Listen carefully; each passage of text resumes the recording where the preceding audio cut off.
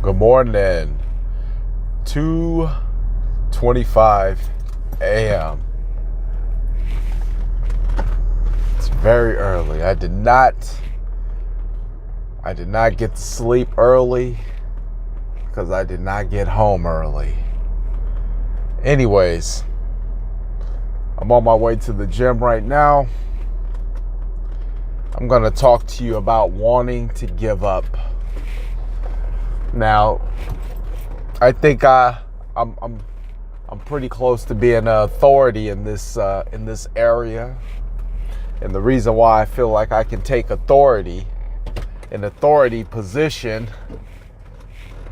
is because every time I do these videos, it's dark outside. That means I'm up at a time when most people are asleep, unless you specifically have a job that requires you to be at work. Under normal conditions, you'd be asleep. And I started this journey because I knew that I lacked self-discipline. So I wanted to go to the infinite degree of subjecting myself to harsh conditions, cold showers and early wake-ups, consistently going to the gym. And even in this past week,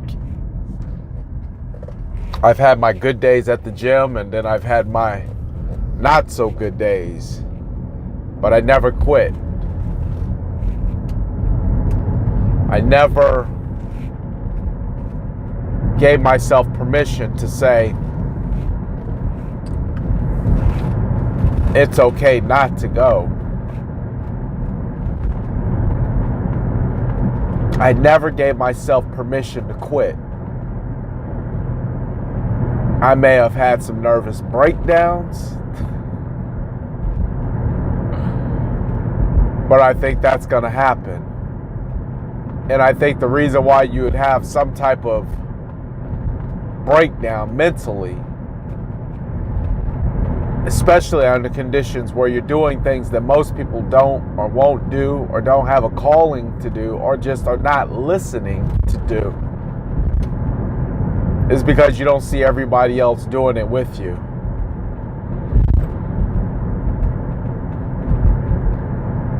That's the only reason.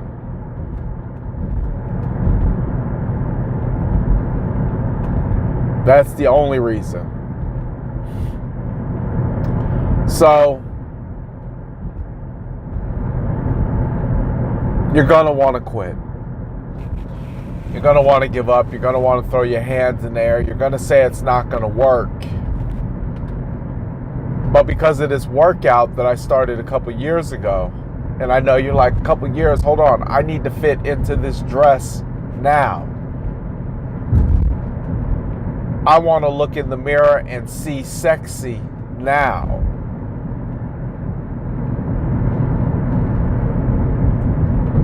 Well, there's one thing I don't know. I don't know about quick fix solutions, crash diets, starving yourself. But I do know about patience.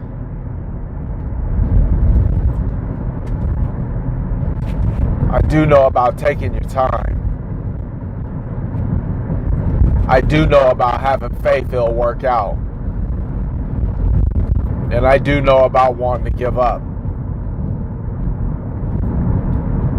But so early in my evolution, or so early into my journey, I stay pumped up and motivated off of a bunch of motivational speakers, and a lot of them I don't listen to anymore, but for the time being, they kept me going. Or listening to Earl Nightingale's The Strangest Secrets, or Acres of Diamonds. Or Think and Grow Rich by Napoleon Hill. start to say, what if? You start to just and I think that's what the Bible meant when it said, if you have faith the size of a mustard seed. Because after listening to, because I was listening to it and I was just like, yeah, that's you. You made it, not me. I want to make it. But I would listen.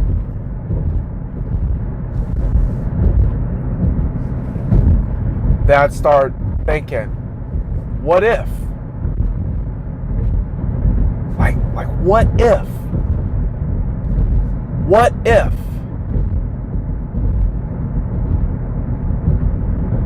I could truly be financially successful above and beyond anything I could have imagined. What if? And I didn't have to sell drugs. I didn't have to rob anybody. What if that became a theme for me? What if? Are you going to get tired? Absolutely. But then you always came back to, but what if? And when you came back to what if, it's like it created another sense of urgency. I know you want to give up, but what if?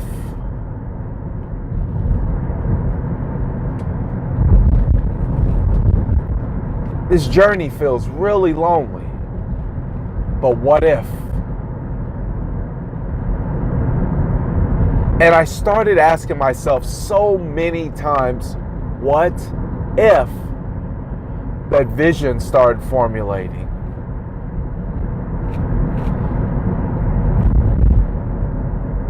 More ideas started becoming reality.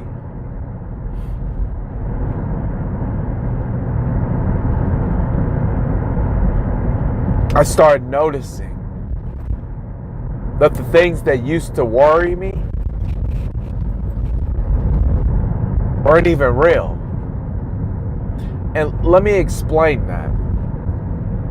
I would find myself, I think most people's problems are financially. I have to believe that most people's problems are either tied to their finances, their relationship, or their health. Like those are the three big daddies. But I say finances is at the top of that because most of us want money and either don't know how to get money or don't know how to handle money. We don't respect finances. But why should we? It's not taught in school. But yet is the single solitary thing that 99% of the population gets up and goes after every single day.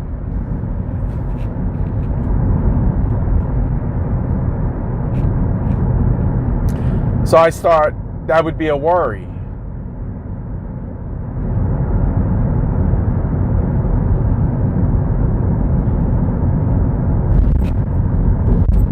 But then I started realizing, say, man, like even now, like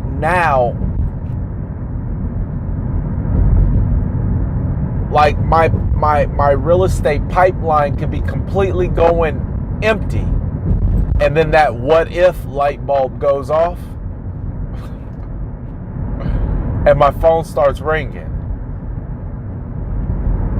I got an email yesterday for some lady I hadn't talked to in years. I remember the conversation we had. She said, if I ever sell my home, I'm going to go through you. She sent me an email yesterday. She said, I'm ready to sell my home. I'm like, huh? Do you remember me? Of course I remember you. Well, remember I told you, and I promised you, if I ever sold my home, I'm using you. And oh, by the way, My relative that's staying with me is a friend of yours on Facebook and is co-signing for you too. Wow. I say all that to say, you can move stronger into your what ifs once you start realizing that your things that are worrying you are already taken care of. And since I know it's finances, every single time I would worry about it, it seemed like it stretched out the time between something happening and nothing happening.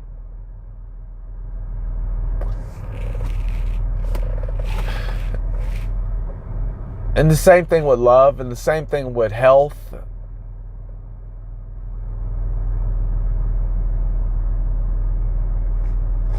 You have to move into a what if mindset. Because now I look at it and I say, now I'm reading this chapter in the Bible, or this passage, I think it's Zechariah 4:10, and it says, "Do not despise the day of small beginnings." And what I believe that to mean is, don't take for granted that, yeah, it's not $1 million you're getting yet. It's just 5,000. But don't forsake the days of small beginnings. Respect it. Honor it. Be thankful for it. And then watch the floodgates open. So when this lady called me, she didn't have $1 million mansion she wanted me to sell. But I was sure thankful that she had called, because guess what? It was right on time.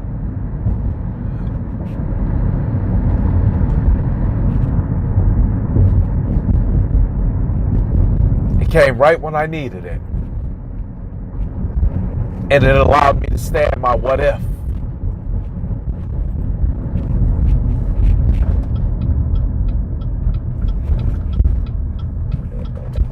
What if?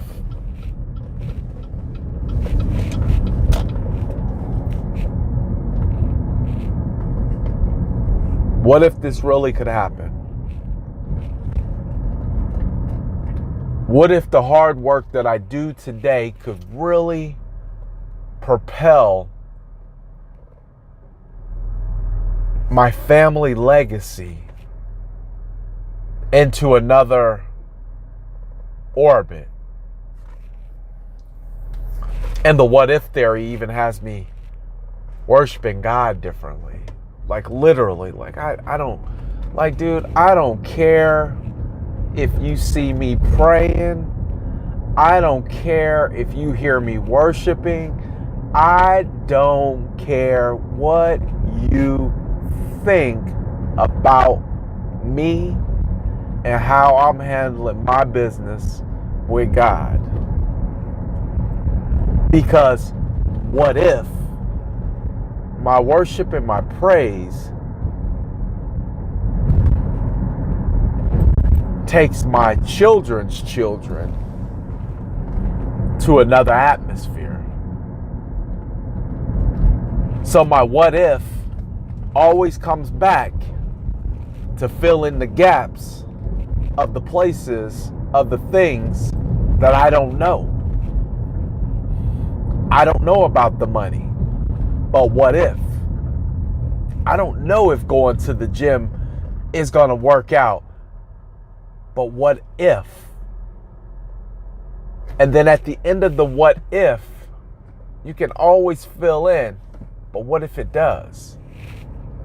I'm telling you, it's the dopest thing in the world.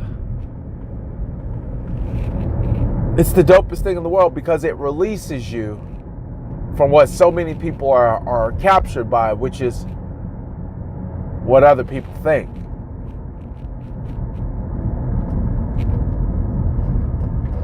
The term, I was born into this world alone, I'm gonna die alone, it's not necessarily intending that you should be alone. It simply means that what you need to do to make your life good is not predicated on somebody else. It's not hindering on somebody else. So since we know this to be true, then what if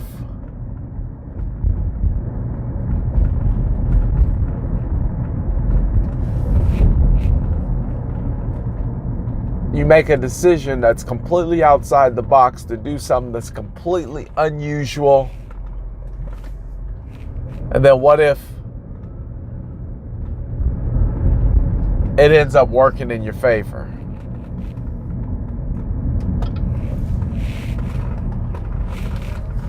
I get it. It's a lot of what ifs. But it's better than sitting there saying, how come? Why me?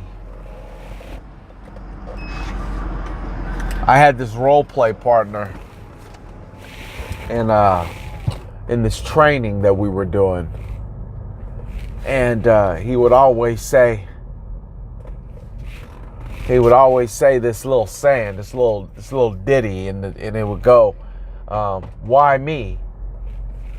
Why not me? If not me, then who else should it be?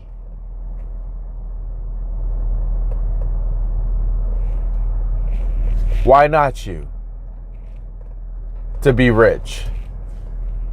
Why not you to be happy? Why not you to be in a relationship? Why not you to be in love? Why not you to be healthy? Why not you? But what if? And I told my wife this, and it was kind of funny. I said, I'm gonna share it with you because I know you're not gonna tell nobody. But sometimes when I would be driving in the morning, a long time ago, like this early in the morning, man, I'd start crying. Man, just tears would start coming to my eyes. I would hear something, and I wasn't crying because I'm like this weepy guy, But I was crying because I was scared.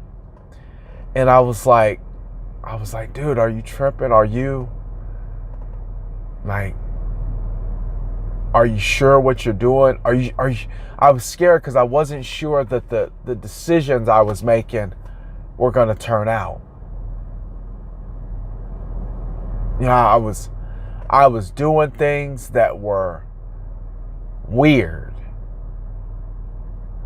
Like waking up early in the morning, I wasn't seeing my kids. Sometimes I'd come back and they'd be asleep. And I was just scared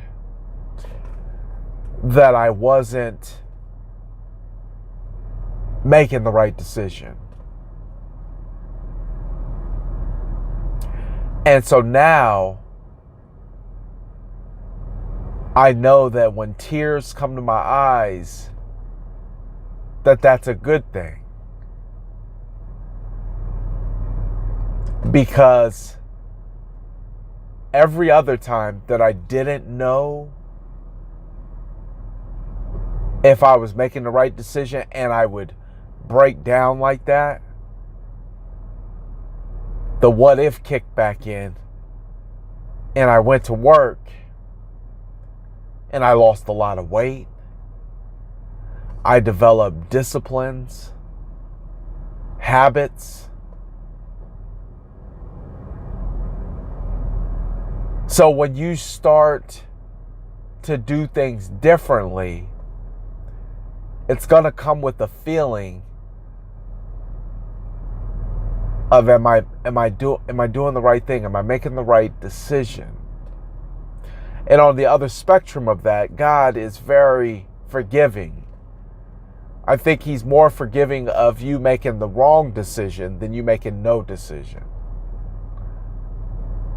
I think when you make no decision, you're in a state of disobedience.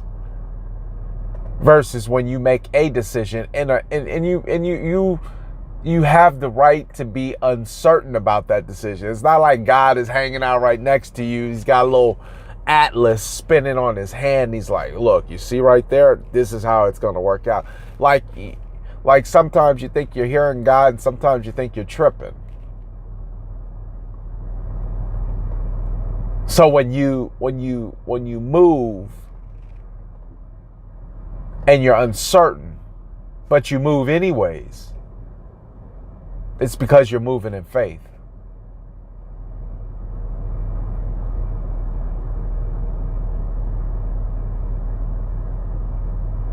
God says, I honor your obedience over your sacrifice.